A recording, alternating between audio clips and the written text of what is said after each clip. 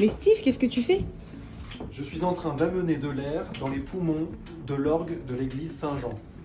C'est comme ça qu'au 19e siècle, on faisait fonctionner cet instrument. Heureusement, aujourd'hui, des moteurs électriques ont remplacé l'homme. Je me trouve au cœur de l'instrument, dans une véritable forêt de tuyaux, à la fois en bois, en métal. Les plus grands qui se trouvent derrière toi peuvent atteindre jusqu'à 5 mètres de hauteur. Les plus petits, juste là, quelques millimètres. Chaque tuyau a un diamètre différent qui donne un son différent. On se trouve maintenant sur la tribune de l'orgue de Saint-Jean et c'est l'occasion de te parler de ce très beau buffet qui date de 1647 et qui était initialement dans le couvent des Carmes à Rouen. Il a été réinstallé ici à Elbeuf en 1858 au moment de l'installation de cet orgue. C'est un buffet qui est classé monument historique depuis 1982.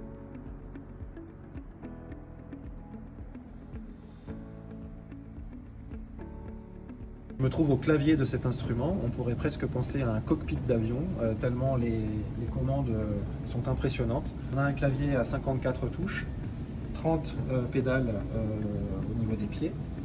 Et comme je ne sais absolument pas jouer, je vais laisser ma place à Benoît pour vous faire une démonstration du son.